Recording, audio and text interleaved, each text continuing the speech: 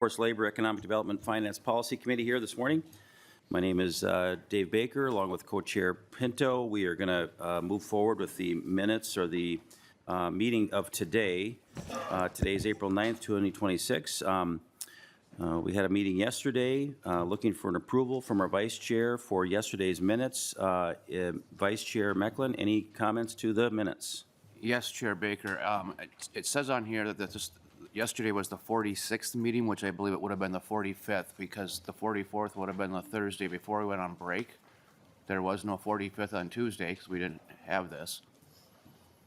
So if we can make that just change. So you're approving the minutes as amended, I think is what amended. we'll do. That's a good catch. Thank you very much for that. Appreciate that. Any further comments or questions on the minutes? Hearing none, all those in favor passing the minutes as amended, please signify by saying aye. Aye. Any opposed? Those minutes are carried. Thank you very much.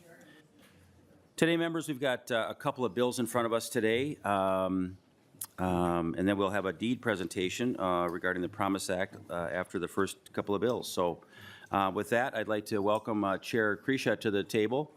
If you'd want to move forward, the chair will move House File 3217 to be laid over today. There may be an amendment to this, but I want to welcome, again, Chair Kresha to the Committee of Workforce, Labor, and Economic Development. We've got an interesting bill today, so look at your packets, folks. Welcome, Representative Kresha, and proceed with your bill, House File 3217. Thank you, Mr. Chair, and I do have the A1 amendment, if I could move that as an author's amendment. You sure can. Members, I can't move it, but. Yes, the chair will move the amendment for you. I don't have it. Let's see, what's it dated? What's it numbered? A1 amendment, thank you. Members, any questions about the A1 to put the bill in the shape the author would request? Hearing none. All those in favor, but signify by saying aye. Aye. Any opposed? As amended, your House file is ready to go as amended. Thank you, Mr. Chair, and thank you, members. Members, my introduction will be brief, but this is really about keeping promises. This is really about us as the legislature and the government fulfilling what we said we were going to do in programs to help companies that were going to carry out charters that we asked them to do. And this is in the biofuels incentive program. So when this legislation was put together, the idea was that companies could apply for this, and they had very rigorous steps and audits that they had to go through to prove that they were following these, and then there would be appropriations available for them to meet those through these incentives. That has been done by companies, that has been put together, but in our wisdom, we have stopped that, and the payments have stopped, and now we have companies sitting out there wondering what their next steps are, even though they're still carrying the charters of this bill. So with that, Mr. Chair, I have two testifiers who can speak to this way more succinctly than I can. But what I want you to think about as you're doing this is, what is our word really worth? As we put programs together and we ask people to do them, they do them on the incentives that we lay out in trying to solve many of our energy crises, and then we pull the rug out from under them. I don't think that's the right approach, and there's money to handle this. We can look at restoring this. So I'd like to turn it over to my testifiers, and I'll start. Thank you, thank you, Representative Kresha. Again, I've got Brendan Jordan. Is that the first one up today? Mr. Jordan, welcome to the committee. Please introduce yourself and proceed with your testimony. Thank you, Chair Baker and members. My name is Brendan Jordan. I am Vice President of Transportation and Fuels at the Great Plains Institute. I'm testifying in favor of House File 3217 on behalf of the Bioeconomy Coalition of Minnesota, which my organization convenes and facilitates. The coalition brings together everyone involved in the bioeconomy value chain for collective decision-making and action to educate, evaluate environmental impacts and benefits, and incentivize sustainable products to benefit our environment and grow our economy. We envision a thriving Minnesota bioeconomy based on bio-based products that benefit the environment, support communities, and reduce greenhouse gas emissions. The Minnesota Bioincentive Program, which is the subject of this bill, has a strong track record of boosting Minnesota's economy and creating value across the bioeconomy value chain. Additionally, and really importantly, this program only makes payments to companies after production has already started. We like to refer to it as a boondoggle-proof program. It's a low-risk, high-reward investment for the state. There have been two separate studies by University of Minnesota Extension the Center for Community Vitality. The second one, more recent one, found that for every dollar spent, the program has generated $407.10 for the state's economy and $8.90, again, per dollar invested in new tax collections.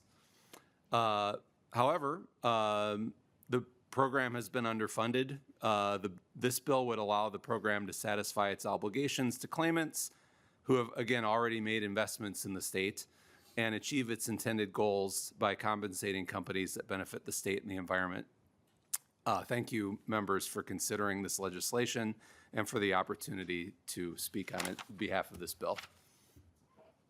Thank you, Mr. Jordan. Appreciate your testimony. Next up, it looks like we have Tom Rodovich. Is that correct? Or Brian Werner? That's Mr. Werner? Thank you. Welcome to the committee. Please introduce yourself and continue. Chair Baker and members of the committee. For the record, my name is Brian Werner, and I'm the Executive Director of the Minnesota Biofuels Association, or MBA. On behalf of our 9 producer member facilities, I appreciate the opportunity to provide testimony in support of House File 3217, a bill to fully fund the bioincentive program. We thank Representative Kresha for bringing it forward. MBA members produce more from every kernel of corn than just traditional ethanol. They also manufacture several co-products, including dried distillers grains for animal feed, corn oil that goes to make biodiesel, renewable diesel, and sustainable aviation fuel, and most relevant to this bill, advanced biofuel known as corn kernel fiber ethanol. Corn kernel fiber ethanol is fermented from the non-edible fiber in the corn kernel rather than the sugars and starch. And as a cellulosic biofuel, it reduces life cycle greenhouse gas emissions by over 70% compared to gasoline. The intent of the Minnesota Bioincentive Program was to provide performance-based payments to encourage facilities to start new production of this lower carbon advanced biofuel. And many facilities responded by making investments, installing new equipment, utilizing new yeasts and enzymes, hiring more workers, and now produce corn kernel fiber ethanol. However, in recent years, reimbursement claims have outpaced appropriated funding, leading to partial reimbursements and unpaid claims. That's where this bill comes in. It would provide sufficient one-time funding to fulfill the state's commitment, fully reimburse all unpaid claims, and spur additional clean fuel production benefiting Minnesota's environment and economy. Thank you for the opportunity to testify. Thank you, Mr. Werner, for your testimony. Maybe before either Mr. Jordan or Mr. Werner leave, is there any questions that anybody has for the 2 testifiers at the table at this point? We can have you come back if we need to that, if we have any further questions, but thank you. I have another testifier on the list. Is Mr. Rodovich here?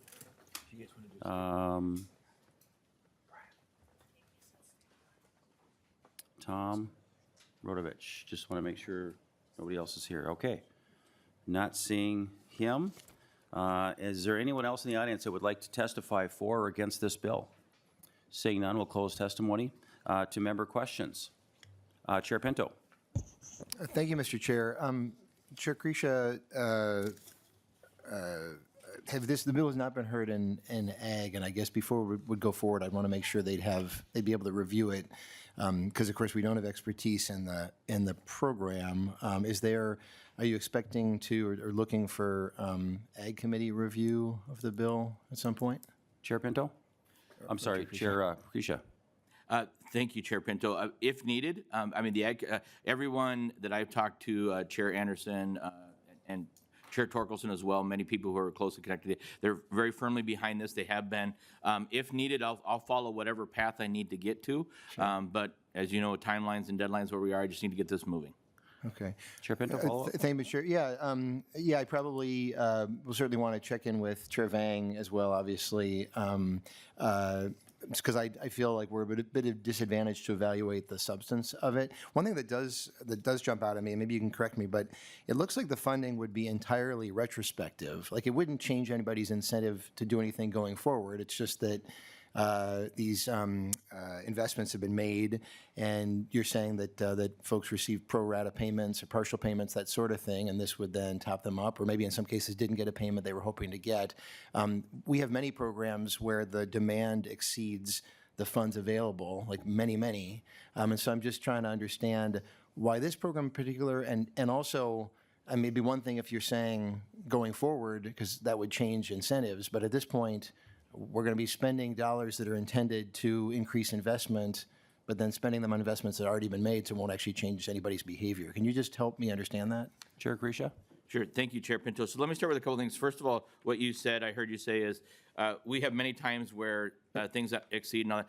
The reality is we haven't fulfilled these payments. And I'm just asking to go back and get these individuals whole. They followed the process that the legislature laid out in front of them. That's what's sitting at my craw. This is righting the ship on something that we asked for industry to take care of, and then the legislature, and I don't think it's a good enough excuse personally for me to say, well, we do this all the time, we have lots of programs that run out of money and all that. Then we need to rethink how we're trying to incentivize companies. That's just a wrong way to approach this. And I don't care what industry that is. Going forward, this may not have any ramifications going forward, because maybe we do determine that once we've held these companies whole, that we've completed our fulfillment, that there isn't any more funding to go forward. I understand that. But we should at least get everybody up to what we committed to and then be able to go forward. Was maybe just Sure, quickly. yeah, sure. Thank you. So, Chair Kresha, is it a legal obligation or like a moral obligation? I mean, because I guess I'm a little confused. Like, I mean, is there something in the law that you're saying the state violated, that the state was required to make payments and then payments weren't made? I mean, or is it just sort of you're saying that the companies had an expectation? I'm trying to understand what you're saying. Chair Kresha? Yes. Yeah, I'll just say yes. I'll start there. I mean, if we're putting programs together, we pass bills and we promise funding for that, but then we don't fulfill those obligations, I don't know what realm that falls into, but to me, that's just wrong. Yeah. Chair Pinto? Thank you, Mr. Chair. Yeah, I mean, we can maybe talk more offline, but I could think there's a lot of areas I can think of in child welfare and many other areas where, there's we enact programs, and we certainly want to have as much funding as we possibly can for them. But I think from just the very limited information I have about the program, because it's not really in our budget area, but it seems like it's a program that, it was clear each year there was a certain amount of money allocated to it, and when those funds ran out, they ran out. So in any case, clearly further conversations to be had, but thank you for making the committee aware of the program. Thank you, Chair. Thank you. Other member questions at this point?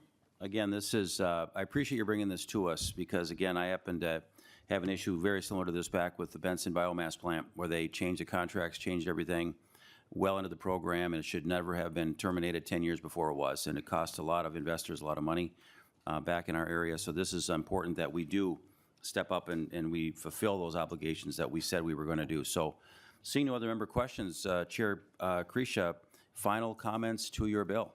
Yes, thank you, Mr. Chair. Thank you, members. So let me just read a couple of quick things. And as Chair Pinto was alluding, if we're looking for ways to not fulfill some of the things we put together, and I understand that with programs all the time. I'm not buying into that, saying that's the right thing to do. This is a program that was put out there with bipartisan support, lots of good ideas, and has gone through all the rigors of auditing. I just want to read one thing from the OLA's fiscal year 24 report. Reviewing the agri-growth research and innovation bioincentive program to examine the policies and procedures. Upon reviewing all the 55 payments for accuracy, eligibility, timeliness, and compliance with requirements, no significant items were found. Through all of those audits, these folks did exactly what they were asked to do in order to get this incentive, and we fell short of funding on that. However you want to look at that gap, but in my mind, what I'm bringing forward to you is, are we going to continue with the precedent of dangling a carrot and then pulling it back too soon? When we ask industry to respond to the problems that we see, I think the least we can do is follow through on here's the investments and here's the incentives that can follow for that. They're putting people, time, jobs. I mean, everything we talk about, workforce shortages, innovation, all of those we ask industry to do over and over and over, which creates investment and expenditures on their side. And then we say, my bad. I would hope you would consider this bill. Thank you, Chair Kresha, for your bill. The chair will renew his motion that House File 3217 as amended be laid over for further consideration.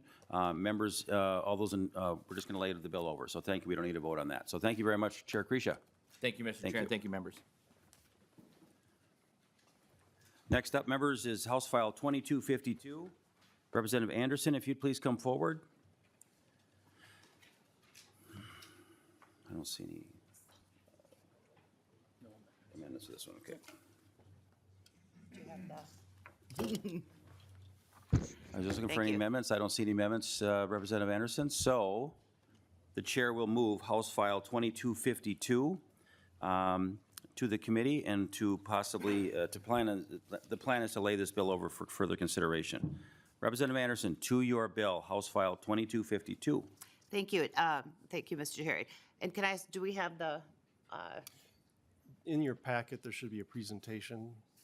I'm sorry, is there there's a something in the packet? presentation in your packet. We can go over that when I turn over to my testifiers, which I'm going to do quickly because this is very complicated. This is a public financing issue. The federal government allocates a dollar amount to every state of tax exempt bonds that they can essentially do. And this legislature decides what caps and what different types of things can be used for those bonds. And so what I want to do is turn this over to the experts because they know this better than I do. So. All right, thank you so much. Now, you don't want to use the screener at all? We're just going to use the sheet today in front of us? Certainly, it's up to you. If you'd like to put it on the screen, that's fine. If you've got it on your phone or can plug it in or not? Let's not worry about it then. Okay. So members, you do have this packet in front of you, is in your packets. I think there was some out there for the public as well to look at. Please introduce yourself and proceed with your testimony. Thank you, Mr. Chair and members. My name is Paul Donna. I'm a public finance professional with D.A. Davidson and a tax-exempt bond expert. And so in your packet is the presentation on House File 2252. And what this is we're really targeting a modernization of Minnesota's private activity bond volume cap. We're proposing a modification that would ensure that the current federal funding authority aligns with the current demands of infrastructure and economic development projects across the state of Minnesota. What this bill does not do, it does not expand the authority, but instead modernizes it to meet the current demands. So on the second slide there, you can see that the existing formula, this was established decades ago, and it no longer reflects the actual demand that we are seeing, the state is seeing in projects across the state. The proposal realigns the existing allocations while remaining fully budget neutral and having no impact on state spending. The third slide there provides a little background on what private activity bonds are. It's a long-standing financing tool that was established by the federal government back in 1986. And it has largely remained unchanged. They finance projects brought forward by private companies or public companies, public institutions that derive, and these projects derive a public benefit. There's a public benefit attached to it that allows these projects to move forward. These bonds, because the interest on the debt is exempt from federal income tax, provides a lower cost of borrowing for these institutions that are using these bonds. It allows for these critical projects to pencil, to work, and to remain sustainable. And most importantly, the repayment of those bonds is on the full credit worthiness of the borrower, not on the state and not on the taxpayers of Minnesota. Slide 4 illustrates If you could hold what our up the number, current framework Mr. Donna, here- sorry to interrupt. We don't have numbers on this. Do you want to just show us which page you're actually on now? Oh, Page sure. 4 I'm is- on the current framework. It's called, excuse me, Minnesota's current allocation structure? historical use of Thank you. PABs in Minnesota. Thank you. That helps us a lot. Thank you. You bet. So under our current law, we divide the annual volume cap that the federal government provides to us. We essentially set it aside in 3 buckets. There's the housing bucket, there's the small issuer manufacturer bucket, and then there's the public facilities bucket. At the beginning of July, if those buckets, if there's dollars of allocation in those buckets then those dollars go into what's called the unified pool. And that unified pool has an order of preference, and housing is number one on that preference list. And so that happens after any of that unused authority. So on the next slide, what we're trying to illustrate is how we've utilized those various pools over time. Historically, housing has been the number one priority across the state, and it's reflected in the rules that the legislature has set out with how it's allocated.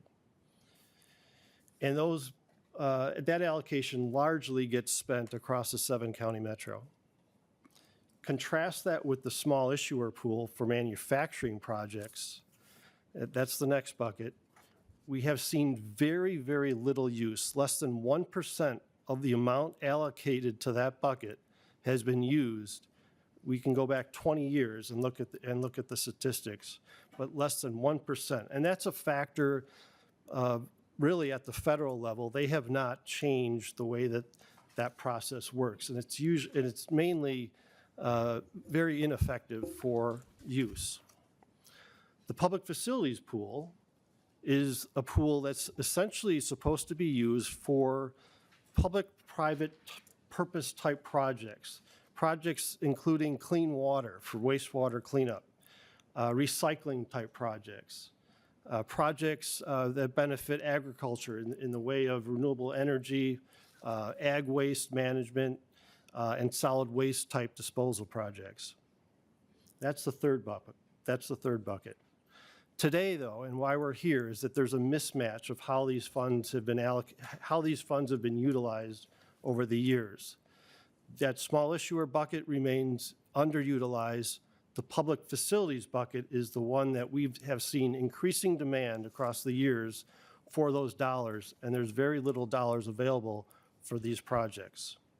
So the next slide, what we are proposing is the core change. And what we're looking at is reallocating dollars from the small issuer pool that initially receives about $12.75 million a year, and allocating those dollars to the public facilities pool.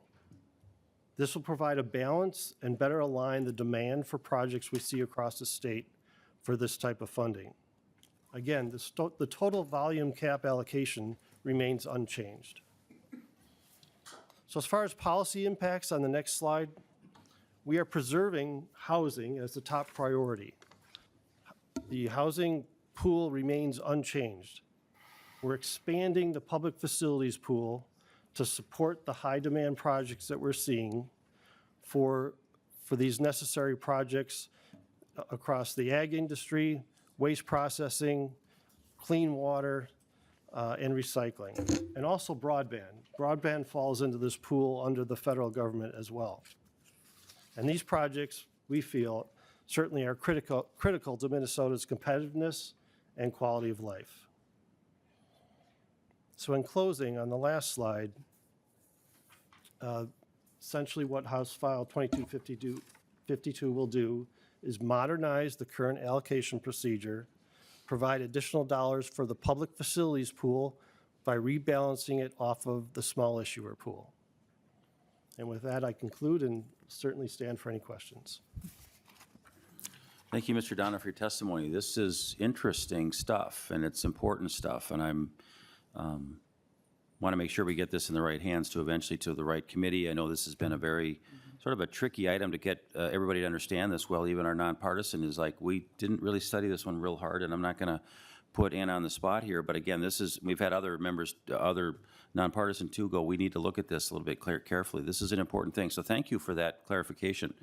I see we've got a few more folks on the testimony list for this. I'm sure if we need to have you come back, Mr. Donna, you'll be able to do that for us too. So thank you for your testimony. I will call up Lucas at this point. Lucas Sjostrom from the Minnesota Milk Association. Thank you for being here.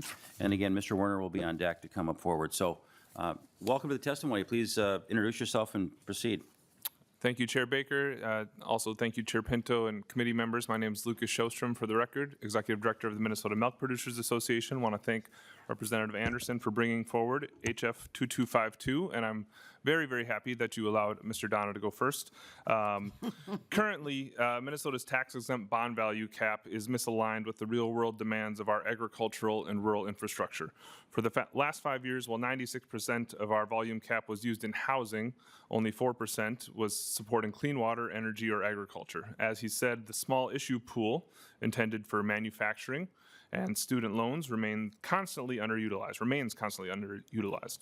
So even with this year's allocation of $74.5 million to the small issue pool, history shows the utilization rate of just 1%.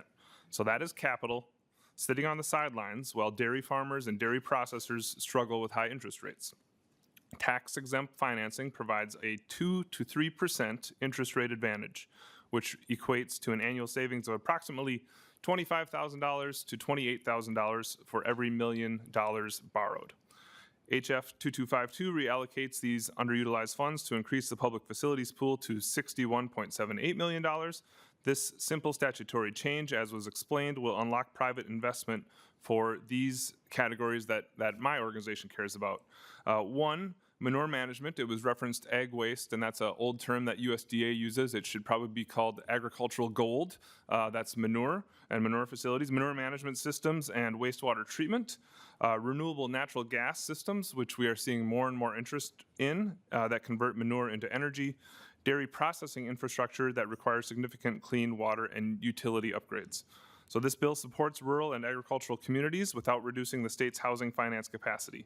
We urge you to support House File 2252 to help Minnesota's farmers invest in our state's future. Thank you, and let me know if there's any questions. Thank you, Mr. Shorstrom. Appreciate your testimony this morning. And Mr. Werner, if you could come back forward to the testifying table, please. Reintroduce yourself and proceed with your testimony. Pulling double duty today. Thank you. Chair Baker and members of the committee. For the record, again, my name is Brian Werner. I'm the Executive Director of the Minnesota Biofuels Association.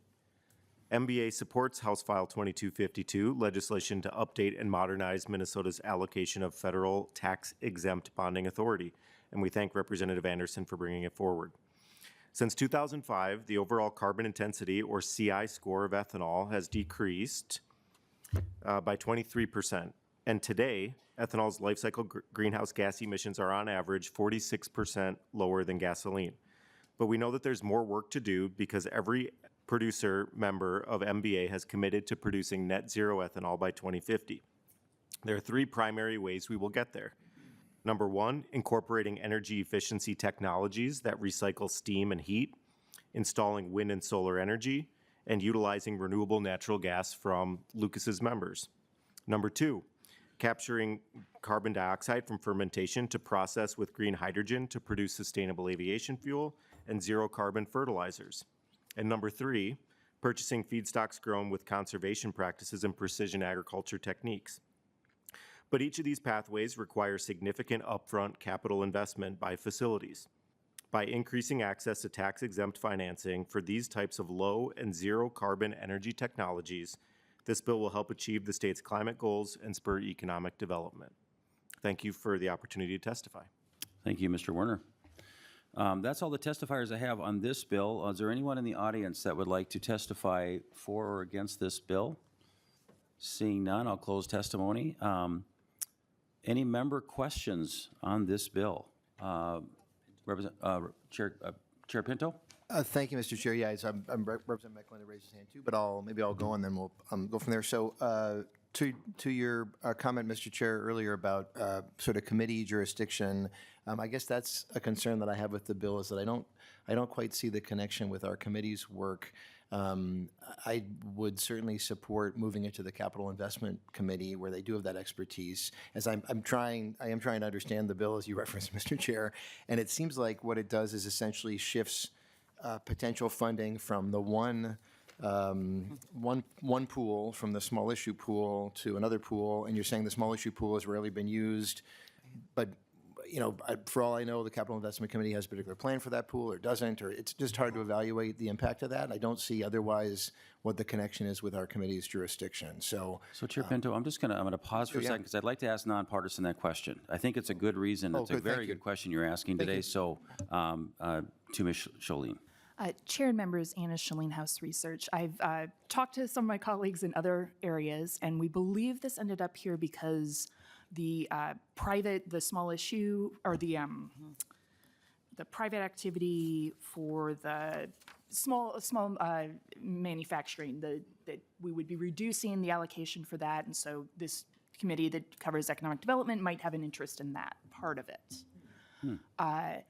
It doesn't change the housing part, so housing wouldn't necessarily have an interest in it, but the tax committee apparently might have some interest in this bill.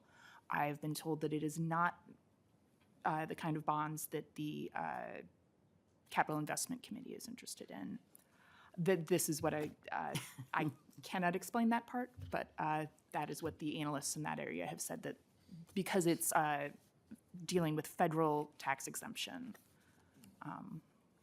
Thank you, Ms. That's Shalene, what I for know that. about Again, that. both chairs are kind of scratching their heads wondering the same thing, but maybe to, yes, Representative Anderson, maybe you can help us there as the chief author. Yeah, Mr. Chair, and Chair Pinto, so, that it was the big question, where does this go? Because it's complicated, it's really a federal, it's just an allocation issue, and we're taking money out of one that's underutilized and put it into something that could use it.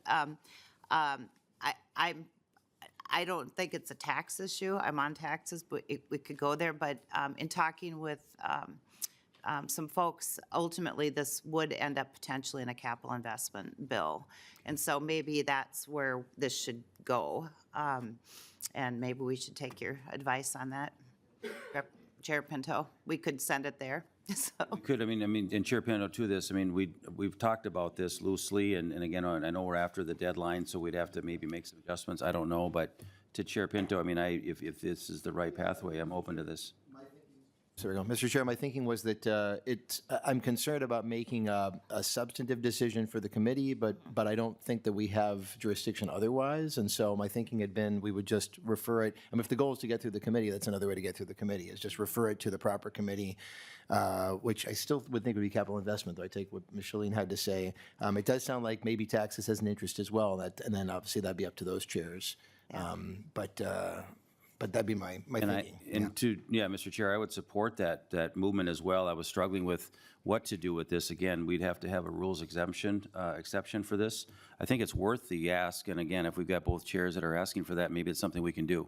It just, again, this was a very short session. This got to the very end, and we think this needs to move along. I think that's what you're hearing is, it makes a lot of sense what you're proposing today. I mean, increasing, public facility stuff is really important to us. Right-sizing the buckets is really important. Today's hearing has been very helpful for me to understand this much, much better. So I think that's something that we can do. So I don't know, any other member questions? Rep. Kozlowski. Thank you, Chair. And I guess I'm going to chime in and say I'm going to cut this the other way, actually, that this housing is very central to our work, and understand that we're maybe scratching our heads around how does this exactly fit under this particular committee's jurisdiction. I think one group, not a couple groups, are missing here, and that's the small manufacturers. Sounds like curious to know where they sit. But then also housing, serving on housing and having previously served on capital investment, and having a little heartburn that this isn't moving through those, especially with the tie-in to MHFA. But, well, this bill isn't changing the total bucket. Line 4.33 does reference that $50 million would be set aside for public facility dollars, and at a time when we have a 105,000 unit shortage in Minnesota. We just heard in the Housing Committee yesterday, workforce bill was manufacturer after manufacturer coming and talking about how we're trying to stand up or expand and scale up and grow, and we can't find anywhere within a 30-mile radius of communities for workers to live. This also ties into this committee with the reason we don't have housing is that there's no units, there's nowhere to live, right? There's the places that we do have, rent to own, are unaffordable. And 3, there's massive wealth inequality, and that is something that I would have deep heartburn over moving this bill forward if it didn't move to housing or capital investment. So I'll cut it short there and just say, you mentioned like there's a mismatch, and I'll just say that the state budget, we fund housing at 0.03%. And in the same way that to pencil and to work out projects here is the same thing what these housing dollars mean for workforce and affordable housing to preserve. And this bill also supports affordable projects, LIHTC, and those are really crucial and all in the same ecosystem. So I want to make sure we're not kind of like robbing Peter to pay Paul, and then we're actually caging ourselves into not having anywhere for our employers to live. So 2 questions, Chair, and to the author of the bill is just if we could find out how many units of housing have been brought online or preserved. I think that would be really clarifying for us to navigate where this bill might go next. But then also just the impact of what this substantive decision would do. And then if it'd be slated to go to capital investment or housing. So thank you. Who wants to take that one? Representative Anderson or Thank Mr. you. Donna? Yeah, either way. I've got a couple. Go ahead. Sure. Chair Baker and members, one point of clarification, the small issue pool will remain. There will be about, when it flows through the formula and final allocation, there'll still be about $25 to $30 million in that pool, which is sufficient for at least 2 projects, because one project, it's limited to $10 million per manufacturing project.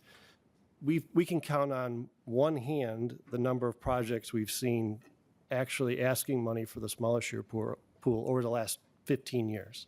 So I think that pool will remain intact and provide still dollars for those types of projects. To the question on housing, we thought through this bill very carefully because we knew the importance and the priority of housing across the state. And when I spoke to housing folks about this bill initially, they really liked our approach. I'll leave it at that. They really liked our approach and indicated to me that they would not oppose it because of our thoughtful approach going forward. Also, what's happened at the federal level has boosted our ability for affordable housing across the country. And with respect to the private activity bond allocation, LIHTC, or 4% tax credit bonds, which fall in this pool, now you get a 4-for-1 dollar. So you don't, for every, let's take a $10 million project that comes forward, you only need $2.5 million of allocation today versus the whole $10 million last year. So we've seen a boost in housing, and so that will help and keep and preserve the what I believe the demand for the low income and affordable housing across the state. So hopefully that's helpful. Thank you, Mr. Donna. Rep. Kozlowski, any follow-up to that? Yeah, thanks, Chair Baker, and to our testifier and author. I'll just say that the landscape of federal impacts on housing and workforce housing, I think this side would have a very different agreement. But if we could get some of that data in, again, making sure that just on the record that we should think very seriously before moving this bill without going through the Housing and Capital Investment Committee. Thank you. Representative Mecklin. Thank you, Mr. Chair. If I'm understanding this correct, by doing what you're asking to do here, you would be able to actually do more housing projects. Is that correct? Are you asking Mr. Donna or the other? Either one of Okay. them could answer it. Yeah, either one. Mr. Donna. Mr. Chair, members of the committee, this bill preserves the level of allocation for the housing. I couldn't speak that it would increase the number. At the federal level, they affected the allocation by changing some of their requirements, that all else being equal, there could be more housing, affordable housing projects utilizing the current allocation because of their change in legislation. But this bill does not impact negatively the housing allocation today. Okay, one more. Representative Mecklin. Thank you, Chair Baker. If a person is seeking these dollars, where do they apply to get them? Is it an entity in the state, or is it federal? Mr. Donna. Mr. Chair, members of the committee, the application goes to the state, and the state decides, evaluates the application, and is responsible for that allocation. Representative Mecklin. Do we know what department processes the applications and administers the funds. Mr. Donna, Mr. Chair, yes, that would be the Office of Management and Budget. Okay, thank you. anything further? Okay. No, I'm good. Chair Pinto. Thank you, Mr. Chair. Sorry for hopping back in as I'm understanding the bill better. I think on page 4, that paragraph H at the bottom, as I read it, that could potentially have an impact on housing in that it would take $50 million that's currently in the unified pool, and that money may well not be available for the housing subpool, I guess, under the bill. This is, again, as somebody who's trying to catch up to understand the bill. But can you just clarify? It seems like that potentially could have an impact on housing. Mr. Donna. Mr. Chair, yes, that's a very good question. The process of allocating the unified pool, which any dollars that are still available come July 1, those leftover dollars go into the unified pool. There is a priority list. Housing remains the #1 priority for those dollars in the unified pool. So, Okay. I may, Mr. Chair. Oh, Mr. Chair. Go ahead. Thank you.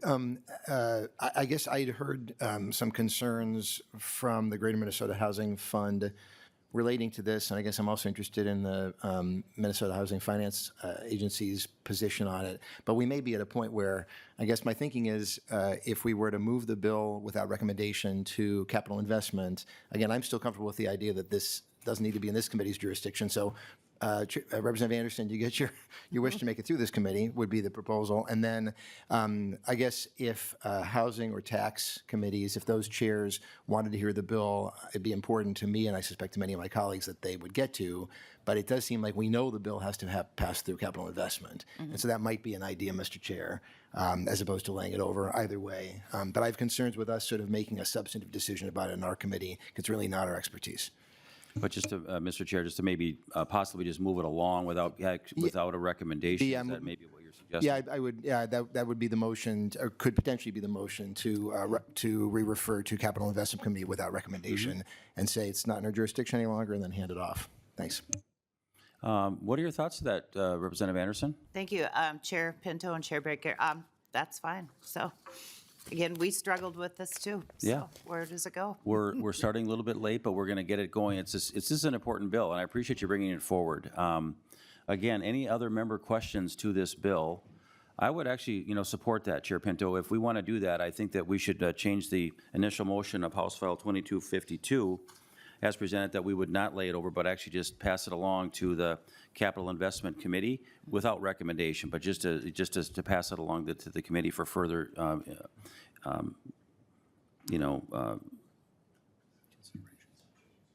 ideas. Just further. What is about this bill? I'm speechless. I mean, this is crazy. So it's a great bill. We just got to get it through the right committees and the right nonpartisans and the right people, so that everybody that knows that this is moving forward, whether it's manufacturing, housing, let's make sure we get it right. But this is an important bill. I appreciate you bringing it forward. Representative Anderson, final comments on your bill? No, thank you. And again, it's complicated, and even as someone who understands a lot, I don't know, it's a little over my head. So I appreciate all the discussion, and Chair Pinto, I appreciate your advice, and we will hopefully move this to capital investment. So, Chair Pinto, would you like to make that motion just so that we can support that, just to make that movement, that getting it forward? Yes, and again, to repeat, it may be that housing or taxes, I suspect that they may well need to hear the bill, but we know that capital investment will need to, and so they'll address that later. But the motion would be to re-refer House File 2252 as amended to the Capital Investment Committee without recommendation. Thank you. I would support that as well. Any member questions? I'm just going to do a voice vote on that. All those in favor signify by saying aye. Aye. Any opposed? That House file is on its way to capital investment. Thank you so much for your time this morning. Thanks. Thank you very much. Members, up next, we have our friends from Dieter coming up to talk about the Promise Act. We'll have a report for that program. You should have some information in your packet about this. I want to welcome Commissioner Verilek to the table, also Mr. McKinnon to the table, Mr. Bowdry. Go ahead and get set up there when you're ready. Let's see.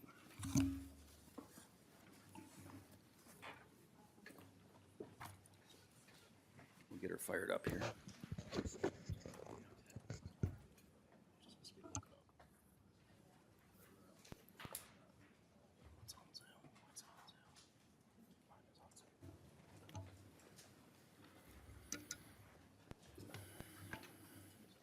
Here we go. All right, looks like we're up, Mr. Commissioner. Welcome. Thank you, Mr. Chair. Mr. Verlick, welcome to the committee, and please introduce yourself and proceed. Thanks, Mr. Chair, members. My name is Matt Verlick, and I serve as Commissioner at the Minnesota Department of Employment and Economic Development. And if you'd like, I can head right into the Yeah, PowerPoint. let's dive right into it. Thank you. Great. Thank you. So, as you can see, the subject of our PowerPoint today is the Promise Act report, and specifically the grants portion of the Promise Act report, and acknowledging as well, of course, that you've already had a hearing on the program recently, and there was talk about the report being forthcoming, and so now we have that, and some of this will probably tread a little bit of the same ground, but as I do that, I will also attempt to fill in some of the blanks of the lines of questioning that I know you had in the hearing that I later watched. So first, a program overview, and I want to acknowledge that you all probably know this very well because, in fact, you all established the program, and we are implementing it according to the law as first written in the 2023 session and then amended both in 2024 and 2025. As you know, the program awards grants to legislatively named partners to provide financial assistance in the form of grants to eligible businesses that have been adversely affected by those factors. Again, noting that it also provides financial assistance in the form of loans via a different channel. In the case of the 6 initiative foundations that are named, they do both the grants and the loans. In the case of the metro area, which received a lot larger share of the money, the loans are handled by MEDA, and the grants are handled by Neighborhood Development Center. As you can see, the sub-bullet there, priority went to those who had not received assistance under COVID relief programs. So the point was to target, number one, very small businesses with a revenue limit of, I think, $750,000, and the very small businesses that had not already received the support of several other programs that I think we list elsewhere in the report. So it was targeted. And then finally, the funds, as you see, can be used for working capital to support payroll expenses, rent, mortgage payments, utility bills, equipment, and similar expenses that occur in the regular course of business. So eligibility, big question. To be eligible, the applicants have to demonstrate in an application, along with supporting documentation, that they are a for-profit or a nonprofit that earns revenue in ways similar to businesses, and the vast majority are for-profit, but we have a later slide, I think, that shows the percentage by type, whether LLC, LLP, nonprofit, et cetera. They have to have primary business location operating in the state of Minnesota, and then they have to have operations in specific geographically defined locations that are in the law as you wrote it. There is that gross revenue upper limit based on the prior taxable year. So again, it is small businesses. And then new in round 2, as you can see, if the business location is the taxpayer's residence, the business has to have claimed and been allowed the deduction for home office expenses in the prior taxable year. And so that will change to some extent the types of businesses that are determined to be eligible in round 2, but that was not in place for round 1.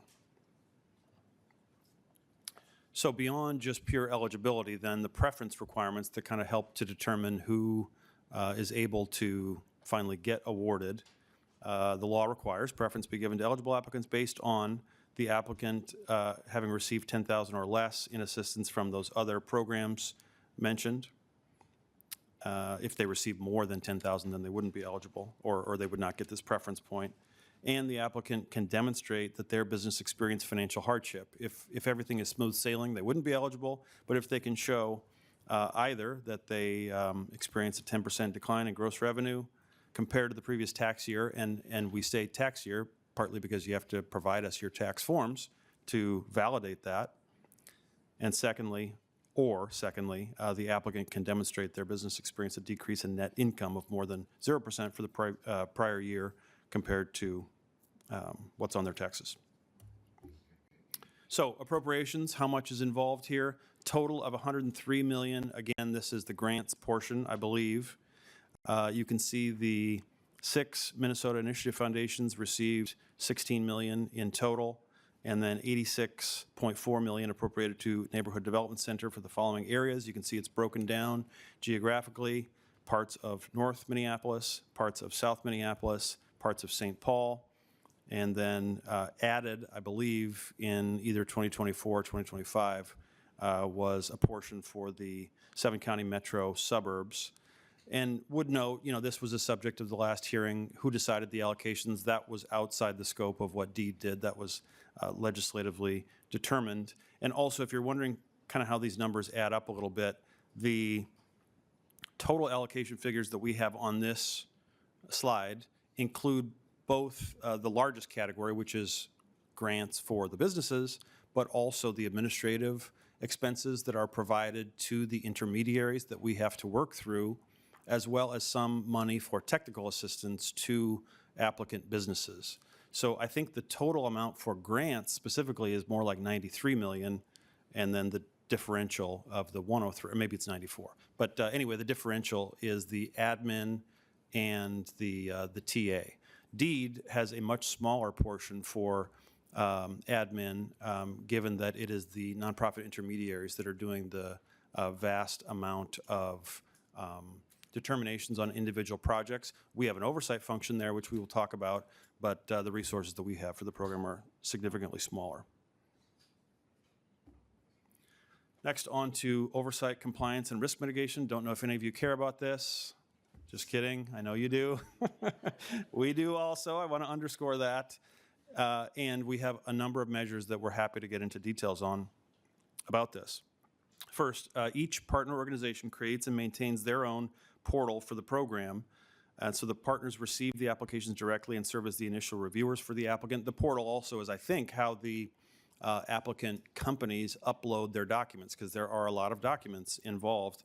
I've heard some commentary that, oh, you just fill out a one-page form and you're good to go. No, that is not the case. Many layers, many hoops that folks have to jump through to get this, all in the name of preserving the integrity of the program so that folks can feel trust and confidence that the scarce taxpayer dollars allocated to this are being used wisely.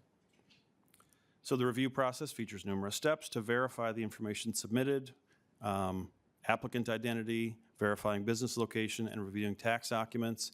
And again, we can talk about business location. The key is just that they have operations that they can verify within the eligible zone.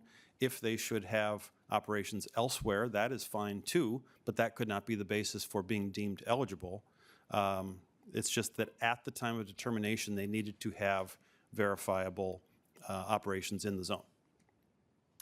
So DEED also spot checks 10% of all determinations on the front end, I would say. And then we will also do spot checks later in the process. As it says here, we will audit businesses 12 months after the award, in addition to any referral suspected of misconduct. So let me just unpack this one a little bit, because it's multiple layers that DEED does, in addition to the multiple layers that the intermediaries do as well. So when the intermediaries have received the applications, vetted the applications, looked at whether or not they think it is eligible, if they have a group that they believe are eligible, they send them to us, and then we do the spot check on 10% of those to double check their work. And only then would we cut a check to the, I guess it's 7 intermediaries for the grant program, for them to make the cut, to cut the checks to the small businesses.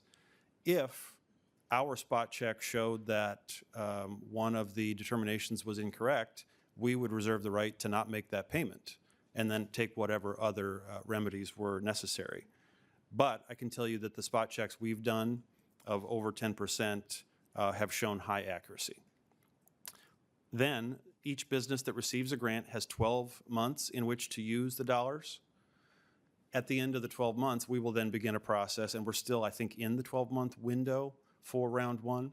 But at the end of the 12 months, we will then audit the process of, did they use the dollars for eligible uses? So then they'll have to have receipts Now, if the program had been designed by the legislature to be a forgivable loan program, or if it had been Deed doing the grants directly on a reimbursable basis, which is how we do most of our workforce development grant making, it would be a different process. But that is what we have in this case, the way the program was designed by the legislature, and so we are following those steps. So spot checks on the front end, spot checks on the back end, and when questions are raised about any individual grantee, and questions have been raised perhaps by some of you and certainly by members of the media, we take all those seriously. We have a report fraud button on the website as well.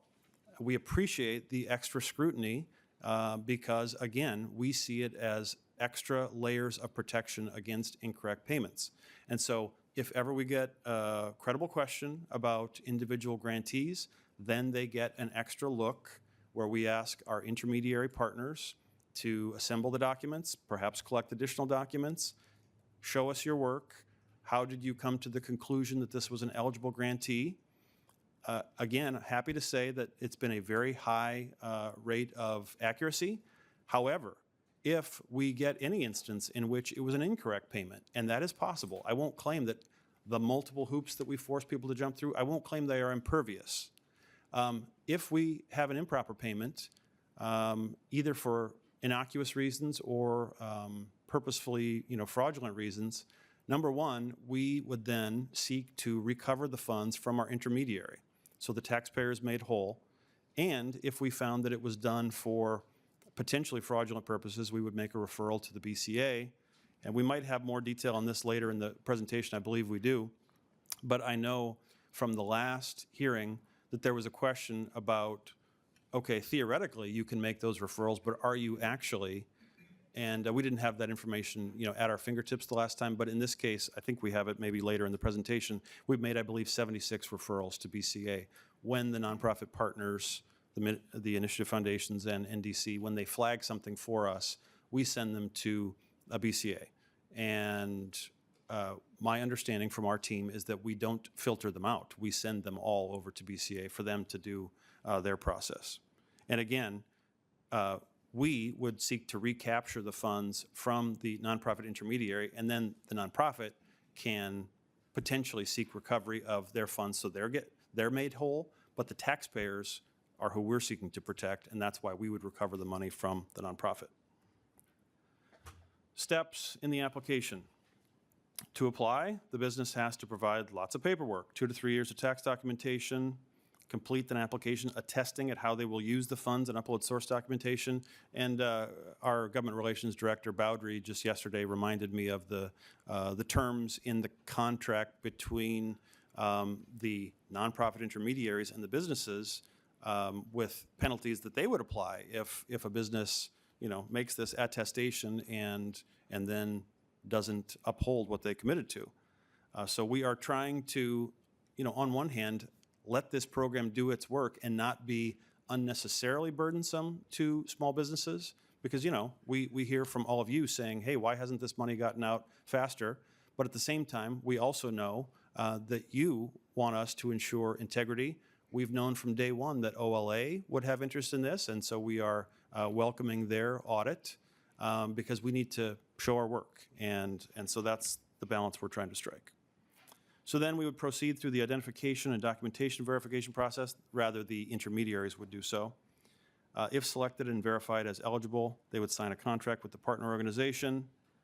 The partners then send the applicant's determination to us at deed, and then we do that spot check of over 10% of those determinations to make sure that it appears they're being done accurately. We would then disperse the funds to the partner for all those that are legit. And again, if we flagged one that was not, we would not make that payment. And then the partner cuts the check to the business, and they have 12 months in which to spend it for eligible uses, and then they have to retain records for 6 years on their use of funds. Now, I will acknowledge that it's going to be hard for us when we are doing the back-end audit of how the dollars were actually used after 12 months. It's going to be hard because there's no requirement that the business be successful. I mean, that's impossible. Some of them might have gone out of business. Some of them might have moved. And so it could be hard to track some of them down. But to the best of our ability, we will seek those details because that's how the program was written. Further on fraud prevention, any application receiving the unable to verify authenticity was deemed ineligible and the application was rejected. So I know in the last hearing, you again heard from those intermediaries that said, we flagged X number, at the Initiative Foundation in Central Minnesota. We flagged X number at the West Central Initiative, et cetera. So those were all payments that we did not make because they were flagged, and then referred those over to BCA. Partner organizations submitted reports to DEED that received those flags. We refer them to our internal audit team, and then they refer the cases over to BCA. Similar process, frankly, in other programs that DEED operates, such as UI and paid leave. The internal process is a little different, but the net result is similar.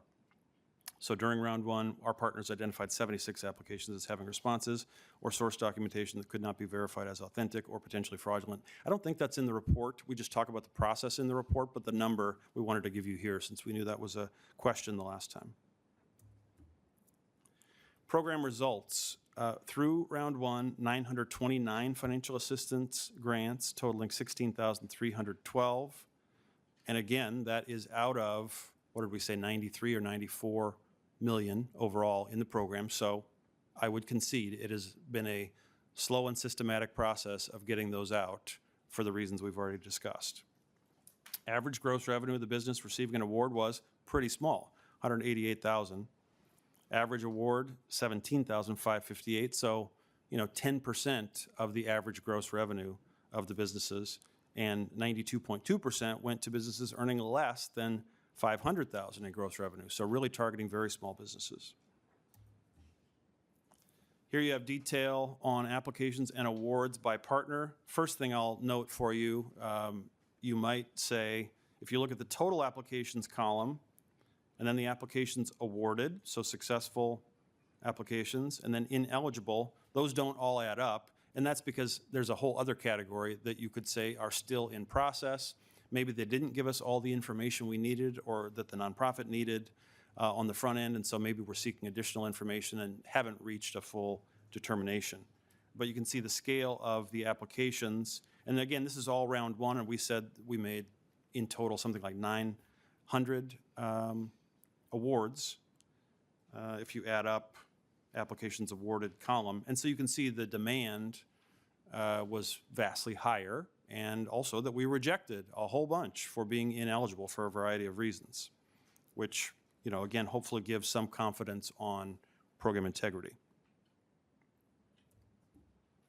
Next, awards by business structure, and I'll say too, I think we're within the last 3 to 4 slides here in the prepared presentation. Awards by business structure, sole proprietorship, the most common at 39%, and then on down the line. I mentioned earlier nonprofits, those are at 5%. Next, we have most common businesses by industry. Mr. Chairman, I recall you had questions about NAICS codes in the last hearing. I believe, according to our team, we have now also posted those on the website as a transparency measure, as you had suggested. And then here, just to summarize them at a high level, you can see what the most common industry classifications were. And I think I mentioned this already, but because of that feature added for round 2 that you have to have claimed and been awarded the home office exemption, this mix will likely change to some extent in round 2, but round 2 is still underway, so we don't have those numbers in full. Next steps. This says DEED will audit 10% of determinations, so that's true for the on the back end part where we will look at how the dollars were spent. It is already true on an ongoing basis on the front end for whenever the nonprofits say, here are the batch that we think are eligible, we do our 10% spot check to validate there. We also conduct reevaluations of any business flagged as being potentially ineligible or suspected of fraud. So again, that's what we do when there are media reports. And I'm happy to say that in the vast majority of those cases, legitimate questions, but then we've been able to validate that they were accurate payments. And I cannot make that guarantee in every instance, and we will always, dig into each instance as warranted. But so far, it's been a high rate of accuracy. Grantees are asked to seek additional documentation to verify business location, and we're looking to implement additional technology to help screen business because even though we are pleased that the accuracy has been high, of course, we're aiming for perfection, and we need to be adapting ourselves and getting stronger protections beyond what we already have because we know that this program is a target for fraud, just as every program is, and the folks that are trying to do that are adapting, and so we have to as well. And so with that, my presentation is complete and would be happy to take any questions. And Deputy Commissioner McKinnon is here as well. He, of course, testified the last time and leads implementation of the program. Thank you, Commissioner, for the report. I just have maybe a question or two, and then I'll open it up to some member questions. On your second or third slide called preference requirements, I'm a little confused about the second paragraph, and the applicant can demonstrate their business experience or decrease in net income at a 0% to prior year. So they didn't have to have a negative impact to be eligible for the grant. I thought that's typically what the requirements were for most folks to get state dollars, is that you had to be negatively impacted by the purpose of the program. Help me understand the 0% from prior year. It looks like you didn't have to be hurt by the initial surge, or not the surge, but actually the unrest. Help me understand why that was at a 0, Commissioner. Thanks, Mr. Chairman and members. And number one, this is just the law as written by the legislature, so we're just doing what it says. But I believe the distinctions there are gross revenue in the first one that would have to be 10% or worse, or in the case of net income, it would have to be 0% or worse. So the fact that it says more than 0% might make you think that you could have a positive net revenue, but I believe what that means is that your net revenue went down. It is a little bit unclear, and again, I want to take members back that this was a very unusual bill that came through the legislature back in '23. It did not go through the Workforce Committee at all in the Minnesota House. I think it was touched on a different bill, more on the economic development side of things, but again, this was a largely written bill at the very end of session, and it really came more of on the Senate side. So there's a lot of questions to it, and that's why we're here. It's moving out.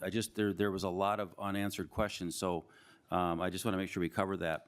And again, with recent information with KSDP, some of their highlights, they did identify a few businesses that are questionable. I think maybe I want to understand, first of all, again, because I didn't hear the bill a lot back then, why were there zones that were not eligible for this amount? Again, most of greater Minnesota was covered. There was some carve-outs, if you will, around the state.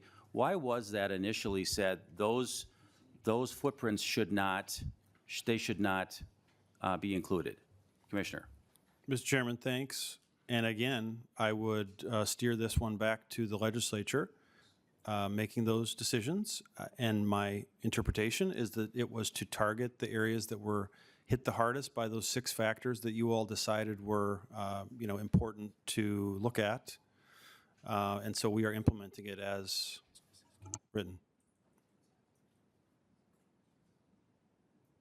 Thank you. Okay. And then again, it's part of the report then. How did some of those businesses sort of get identified as to why they were maybe included? Why didn't they get identified in your opinion? Mr. Chairman, can you clarify the question? So the report on KSDP had, again, a number of questions. They were mostly about the grants went out to businesses outside of the footprint that were eligible for this funding. Maybe I can ask it a little different way. Have you, as DEED now been recognized, as you now became aware of it, have you looked into those particular questionable businesses that did receive funding, that did not have a footprint in the area that was eligible? Have you looked into those yet at this point, Commissioner? Mr. Chairman, yes, for many of them, and several others are ongoing. And so again, we take all those seriously, and anyone else who raises credible questions, we take them seriously. And in fact, KSTP is with us, and we just talked with them earlier today on this topic as well. So the question of location, it could be that a business operates in multiple locations, so having operations outside of the zone doesn't make you ineligible to operate inside. And I think that's not what has been asserted. The question is, did they have any legal operations inside the zone? It could also be that they had legal operations inside the zone at the time of determination, but then went out of business, or that they then moved outside the zone, all of which is allowed under the law. But if we find that they cannot substantiate that they had legal operations inside the zone, then that would be an incorrect payment, and we would seek that back. Thank you, Commissioner. I'm going to go to some member questions at this point. May come back to that. Representative Zalesnikar. Thank you, Chair Baker, and thank you, Commissioner.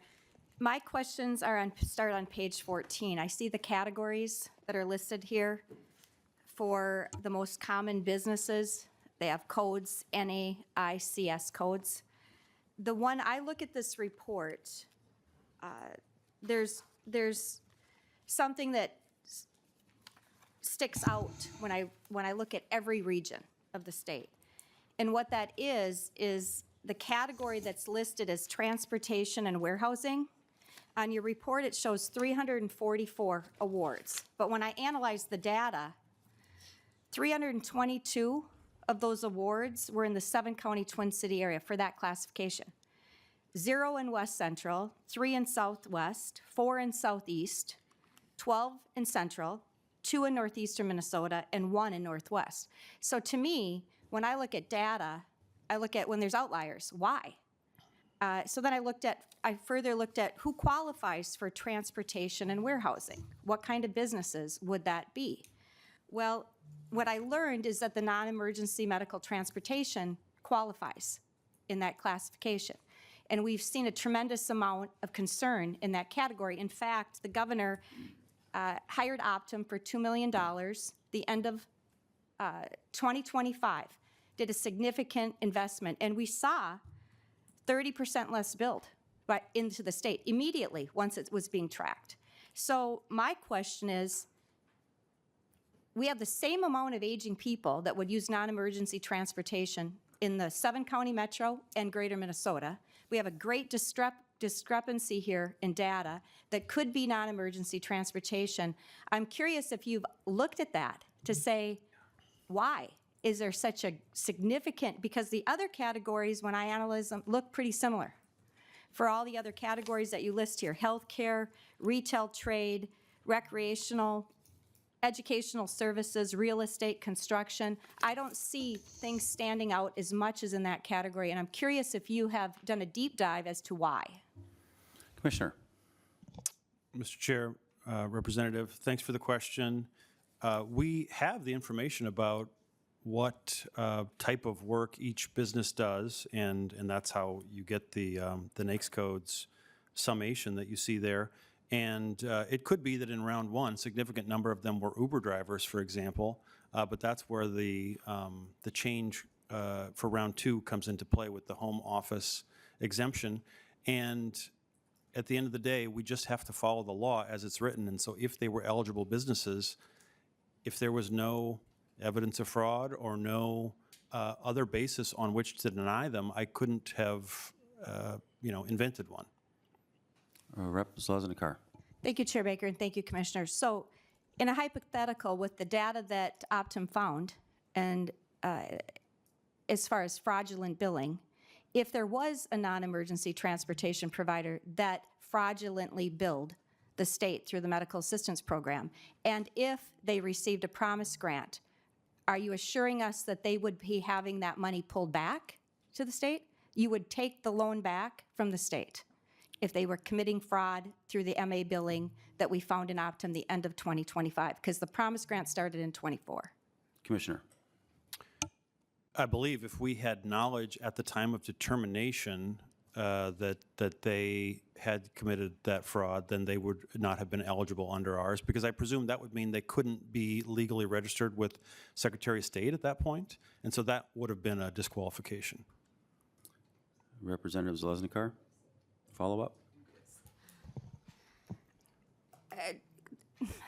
Thank you, Chair Baker, and thank you, Commissioner. The timelines, I think, are, the promise grant started in 24. The audit from Optum was the end of 2012. Significant issues were flagged. Billing dropped by 30% instantly in 14 categories. We saved about $160 million just by doing basic accounting principles. So with that said, it's very possible that there could be, I'm not saying there is, I think it's the job of DEED to look and see who's on this list, and if the state found any of them to be fraudulently billing, Optum knows, I can't see it, it's redacted. There's nothing of data that was given to us to say who they found, but you know who they found.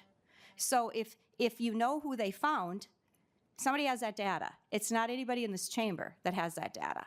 So somebody has that data, and then I would expect, and the taxpayers would expect, that you would have already awarded the grant to the person. They didn't tell us they were embezzling money. We only found that through the Optum report. So then my expectation, I think all of us in this committee and the state, is that you're going to go get the money from the promise grant back from the person if they did commit fraud. Is that fair to say? Commissioner?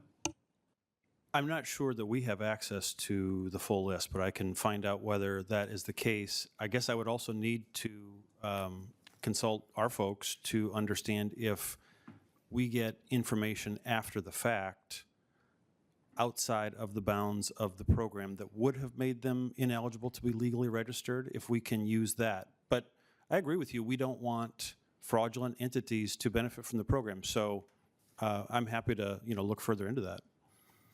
All right, thank you. Commissioner, I have a question, and then I'm going to go to Rep. Aikberg. Yesterday, we heard a bill here from Chair Frazier and Chair Zhang regarding just some Metro Surge potential grants, and we're working through those kind of things. In that bill, they had actually a good subdivision of fraud, the fraud deterrent measures. I think that was some, it's only 4 or 5 lines in their bill. You don't have it in front of you, but again, I think what we have seen in recent days is 4 businesses that have identified that were clearly outside of the zone of what the eligible areas should have been awarded to. Again, one of them was Paradise Assisted Living in the Bloomington area. They're clearly located in that area, and they got $21,000. There's 2 or 3 other ones. Again, I think what I want to do is just right-size it. We understand we're not suggesting there was fraud. It hasn't been identified. We're not saying that. We are questioning everything about every program we have right now. And I think you've been very clear about that's a high-integrity issue for you and your department. The fraud deterrent measures that were talked about yesterday, I think, are helpful. Again, any applicant suspected of fraud must be reported to the Commissioner of Economic Development within 15 days of discovery. You must change those and bring those to the Bureau of BCA for potential charges. There's language in this bill from yesterday that I wish was in this one, the Promise Act. It wasn't. It seems like it's a little bit, loosey-goosey on the end here as we look at it now. Phase 1 is about wrapped up. We are seeing some signals here clearly from the media reports that we've got problems outside of the eligible zones. Commissioner, I have said publicly that I think the Promise Act may be considered to be paused and figured out because we should get the fraud deterrent maybe inside this bill today. We can do that while we're in session. Is that something that you would recommend us doing to help you with your teeth maybe in the fraudulent deterrent measures that are being suggested here by yesterday's bill? Is that something that you could kind of get behind? We've got $70 million yet that has not been approved or actually allocated to small businesses under the current Promise Act program. Is that something you would like to see us do as a legislator, to maybe give you a chance to put some more of that fraud language in the Promise Act to move this thing forward, to give us all more assurances that fraud can be not seen in this program? Commissioner. Mr. Chairman, thanks for the question.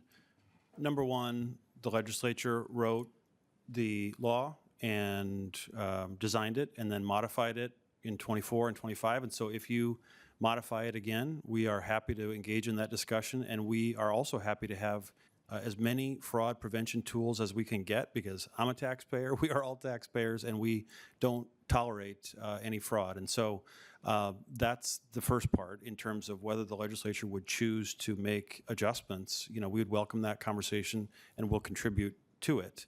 As for whether I think we need to pause this program, I do not. We understand that there are questions, but when we get those questions, we do a deeper dive. We examine our processes. Happy to say that in the vast majority of cases that we've looked at so far, everything has checked out. But I hold open the possibility that it will not always check out. And we know from other programs that sometimes, even after all the hoops, sometimes an improper payment gets through. And so then we have to activate those measures. But we do have the power to not make improper awards if we can see on the front end that they are problematic.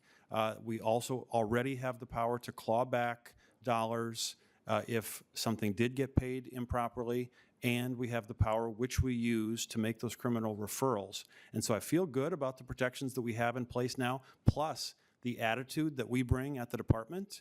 You know, I think there's been discussion about whether agencies have been sort of too accommodating. We're trying to strike a balance. We don't want to hassle anybody unnecessarily, but we know how much scrutiny this is all under. The media double checks our work. You all triple check our work. The OLA quadruple checks our work. We check our own work. And so we are really doing our level best to preserve the integrity of a good program that makes a big impact on businesses that are struggling. Commissioner, has there been any money that's been clawed back so far to date? Yes. How much is that? Can you give us a rough idea? I don't know with certainty, but I would say it is in the neighborhood of $10,000. Okay. Thank you. Representative Bakeberg. Thank you, Mr. Chair. Thank you, Commissioner, for being here. On page 8 or slide 8 of your presentation, you talked about round 1. Deeds Partners identified 76 applicants as being potentially fraudulent. On page 10 of the report, you have that same number under the paragraph titled Fraud Prevention Review. You talk about the 76. And then the last line says, the internal audit team then refers cases as appropriate to the BCA to investigate applications of potential fraud. So of those 76 flagged applications, how many of those were referred to the BCA? Commissioner Verlick. Thank you, Chair and Representative. And I keyed in on the same thing because as appropriate maybe gives the suggestion that we filter some out. And I guess we would maybe reserve the right to do so if we saw that there was an obvious explanation and we didn't need to kick it over. But my understanding from my team is that we have referred them all over.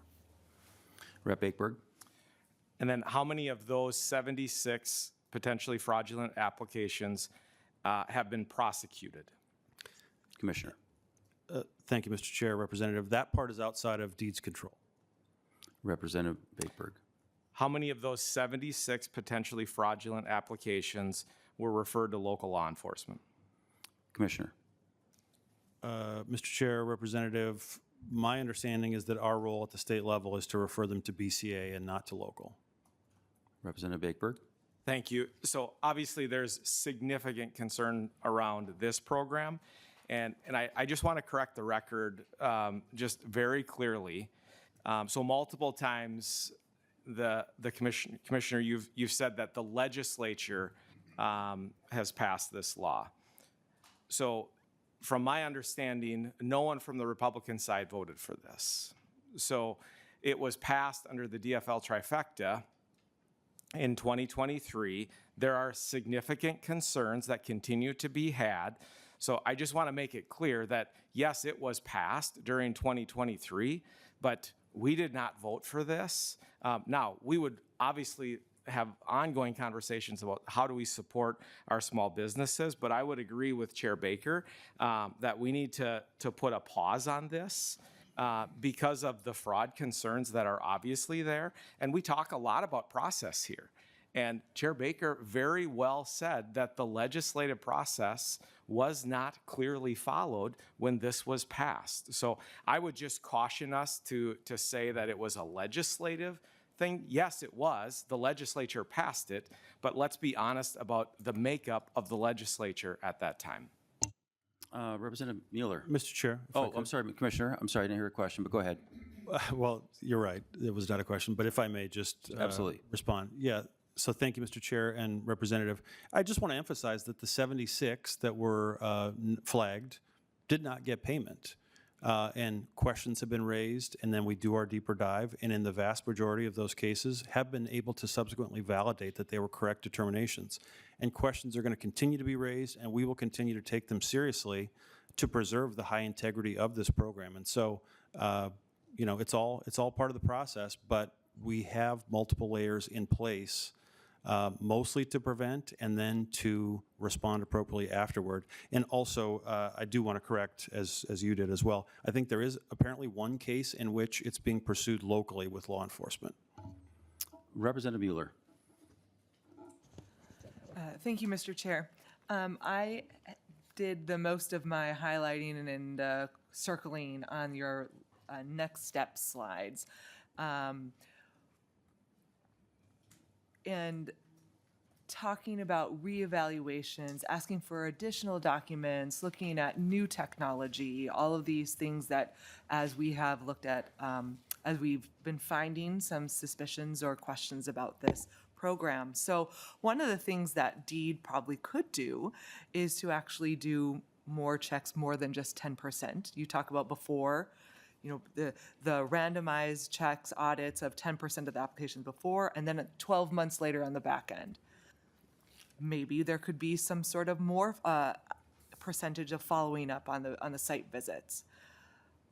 What is that something, you don't need the legislature to do that. If you're finding that we're having 76 applications, I know that there were tons of applications, but if we're finding these patterns that we've been bringing up, would you, can you, will you, as DEED, decide to not only increase the percentage of those that you're going to spot check ahead of time, but then increase your follow-up visits that, again, you don't need us as a legislature to do? Commissioner. Mr. Chair, Representative, thanks for the question. I mean, in a way, we do need the legislature, though, because we have just a limited amount of admin dollars allocated to us relative to the nonprofits. And so I agree with you. We think that double checking and triple checking is important, and 10% is helpful, but it's only a sampling. And so if we could do more, I certainly would be interested in doing that. But also, I want to emphasize again, when we talk about the 76, those are payments that did not get made because the protections worked. When we talk about the 9 that were initially questioned by KSTP, we did then deeper diligence on those. And in those instances, they were determined to be correct. It will not be 100%, though. I want to acknowledge that. And so that's where, again, we can't just let it slide. We have to take the measures to claw it back, and in those cases, potentially make criminal referral too, if the incorrect payment was made for a bad reason and not just a mistake. Okay. Representative Zlesnikar, follow up? I'm sorry, Zlesnikar. Representative Mueller, sorry. Thank you, Mr. Chair. And I guess then, as and just for further clarification for me, can you explain to me then what it looks like for DEED to do a reevaluation of any business? What additional documents are you asking for? And what is this new technology that you are hoping to implement that's supposed to be more helpful? And that'll be my last question. Thank you. Thank you. Commissioner. Thanks, Mr. Chair and Representative. And for the technology piece, I might invite my colleague, Deputy Commissioner McKinnon, to join me at the desk regarding the reevaluation. So when we have a question about location, how can it be that they have operations in one town that is outside the zone? If that's their one and only location and they have no legal operations inside the zone, then that's a problem. But if they have operations in multiple places, including in the zone, then they would be eligible. And so what we would do is say, what we are doing and have done on an active basis is go to the nonprofit intermediaries that do the determinations and say, number one, show us again all the documents they already provided, the business that is. And then number two, if anything is missing or inadequate or we need more clarification, seek those additional documents and then have them, as I said before, sort of show us your work. What was the thought process here? Now, we have to engage in an ongoing dialogue with those nonprofit partners to interpret what does business location mean, which seems like a simple thing, but sometimes it can be tricky. And then looking at all that additional information, that's how we come to the conclusion. As far as additional measures, like we said, even though we think the current ones are good, we always want to get better. And so I think it's a Thomson Reuters technology that we use in other programs that we want to apply in this instance. And I would look to my colleague to elaborate on that if he can. Welcome to the committee, Deputy Commissioner. Please introduce yourself and go ahead. Thank you, Mr. Chair and members. Kevin McKinnon, I'm a Deputy Commissioner for Economic Development. The question relates to the technology that we are in process of acquiring. It is called Clear. It's a Thomson Reuters product. Some of our other business units have established using it, like our paid family medical leave program. Essentially, it is a very in-depth review of an individual. And as you know, this program is very much an individual program. The identity of someone is what is in question here, and of the business. And so this goes even deeper than the sources that we currently are aware of and currently are using. For example, the Neighborhood Development Center uses a tool called Plaid, which is very familiar in the banking industry, and that's what the bankers all use to determine the identity of an individual. I shouldn't say all use, but many of them, I think, probably do. So we are acquiring that. And as a matter of fact, I think it was to your earlier question, can we increase the number of determinations that we look at? Absolutely we can. And I can tell you we are. And part of the reason that we are is that some of these things are coming back that are making us go back to NDC to reevaluate the process. So that is in process as well. Yep. Thank you. Quick follow-up, Representative Mueller. Thank you, Chair Baker. Thank you for the very detailed response. In none of the answers you gave me was I drove out to the business to find it or see it or talk to the human being that runs it. So is that something that Deed does? Do they actually get into a car, drive, find said business, said human, and talk to that person? Commissioner or Deputy Commissioner? Mr. Chair, Representative Mueller, we will do that eventually on the 10% that we talk about. So that is part of our ultimate audit process on the back end where we're collecting receipts and those types of things. Can we do that? Absolutely. Is there a different method of communication and or how we do it? Yes. On the front end, what I would say is that there are two funds that the grantees, our grantees, have access to. One is the administrative piece, which helps you obviously do all the back end work, but there's also the technical assistance side. So a lot of the applicants and a lot of the folks who were already awarded may already be clients of some of not only our existing grantees, but many of their partners.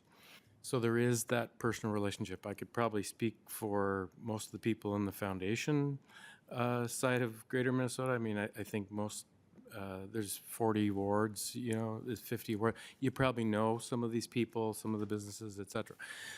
So that is part of the initial application process, not only going through the Plaid identity types of things and whether it's over Zoom, whether it's in person. So there is some in person at the start as well. But we eventually, and maybe for some of you, if we're having to go into your districts or meet with your businesses, you may hear from businesses that we are going on site to and asking for information from. They should have it. It's in their contracts that they're required to have it. So it should be an easy process, but we will see. So Deputy Commissioner, I'm just going to get right to it too, because we got limited time here. We've got three other members that want to ask a question. you said eventually you're going to get to some of those businesses that maybe you're wondering about or you're doing a look in. The 4 that have been identified publicly, have you yet, again, visited those businesses to confirm are they legitimate or not at this point? Kind of quick answer if we could. Sure.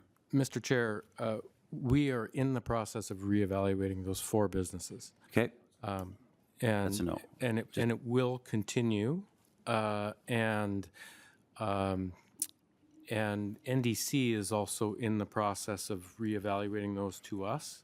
And if it is determined that that these were ineligible applicants that were awarded funding, there are a couple steps that we would take. One is we could go out there. 2, there are legal steps that we all could take to recoup the money that we will take. Thank you. All right, Representative Wayne Johnson. Thank you, Mr. Chair. Make it fairly quick. Question I have is, originally you said if fraud is found out, you claw back the money, right, from the partner that you have. Thank you. So, but if they fail, you don't take any money back, correct? I mean, there's no money to take back. My question is the partners get paid a fee for administering and all this stuff, correct? So what incentive do they have to only give money out to businesses that will succeed? Because we all know under a certain, like businesses under 5 years old have a huge high percentage of failure. So my question is, how much money is going out to businesses that we're not going to succeed no matter what? Commissioner. Mr. Chair, Representative, thank you. One clarification, we would claw the money back from the nonprofits, so it's their balance sheet that we're looking at, and they are healthy. It's up to them if they want to try to get the money back from the small business to make themselves whole, but we will protect the taxpayer by getting the money from the nonprofits. And you're right that we are paying them per the law for admin, for them doing the work of delivering the program. And so I guess in an extreme circumstance, we could hold back some of the admin payment in the first place as a means of getting our money. But so far, I think, as I mentioned, we're talking about something on the order of $10,000 in a very large program. That is small. And $10,000 is relatively small compared to the health of those nonprofits and their ability to repay us. Just one follow-up. Thank you. One quick follow-up. Thank you. Just so I want to clarify that no matter what, if the money was not used and the business is not open or existing, the money does come back to deed and back to the taxpayers, and the partners are the ones that take the risk. Mr. Chair, Representative, no, actually. If the business closes, that's okay. We do not wish for that to be the case, but them continuing to exist is not required in the law. And as you said, business is risky. Many of them do go out of business. What we are required by the law to determine is, are they eligible at the time of application?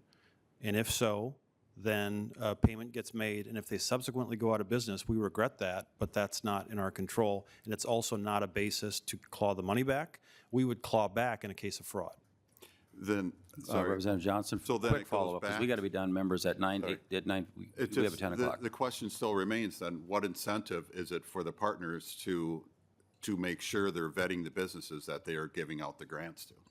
Commissioner. Mr. Chairman, Representative, they are making determinations based on the criteria in the law. And I think long-term success prospects, I'm not aware that that's written into the law. And so we couldn't make decisions on that basis in a legal way. We just have to decide, are you legit? Are you in the zone? Have you experienced those hardships? And if so, then you're eligible. Thank you. Chair Pinto. Thank you, Mr. Chair. Just to correct the record on something, this program actually did pass through the House. It received committee hearings under a different name. I believe it's called Empowering Enterprise. That may be slightly wrong. The Empowering Enterprise program, and was a quite similar program. There was something similar out of the Senate. This is in 2023. And then a reminder, members, that then our committee in 2025 invested more funds into the program, expanded in some ways, limited eligibility in other ways. So it's something, I guess there's nothing unusual about a program having been passed in 2017, 2018. There was all GOP legislature, laws passed then, so nothing unusual here in that way. The goal of the program was to help small businesses recover, help key corridors in our communities to thrive. And fraud, of course, is unacceptable in any of our programs. In the case of this program, any dollar going to fraud is a dollar not going to that really important goal.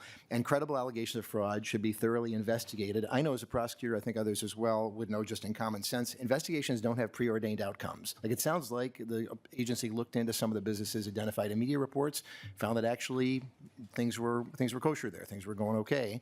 We want to make sure we continue to look into that. I'm glad you're using CLEAR. I'm familiar with that in my work as well. And then anybody who's found to have committed fraud should be held accountable. I'm glad you've referred to the BCA. And if there are charges that come out of that, that's great. If it turns out there's no charges, that doesn't mean anything was wrong. And if the BCA looked into it, it probably means that, in fact, the charges were not warranted. So I'm glad you're looking into this. It's an important topic. And thank you, Chair, for giving time for it. Thank you again. The bill was much different than it was at the end when it came back from the omnibus bill. It was not the same. It was a larger number. It was very different. So again, we can get into the semantics about how that all worked out. But, and again, it is what it is. It passed the legislation at that time. We're trying to follow the rule of what taxpayers are demanding from us. We appreciate you coming here today because there's a lot of questions. There's more questions likely coming after this, after our session. We have to rely on the agency to follow up on this thing very hard, very clear, because again, we're finding more and more from this, from a lot of these programs, not just this one again, and I want to make it clear. We don't think that our partners out there are not doing a good job in vetting out the dollars. They're doing everything they can. There's a good system. But when we get them and they come through as clearly obvious areas of the footprint they should not have been allowed to get funds in, we got to jump on that right away. I hope DEED has got the car running when they need to. You get in and go check it out right away because we got to stop the fraud. If there's the fraud out there, we just have to make sure that everybody is on top of that. So we thank you for coming forward. We thank you for the report today. Members, that's all we have today. Anything for next week yet, Chair Pinto? I know that Yeah, Mr. Chair, yeah. So on Tuesday, we expect to be hearing the governor's budget proposals in our area, as well as there's an idea Chair Baker and I have been working on. We know there's a lot of concern about healthcare workforce, and so a proposal for a program related to that for consideration. That's all. Thank you, Chair. Thank you, Co-Chair. With that, members, we have completed our agenda. We are adjourned. And we got a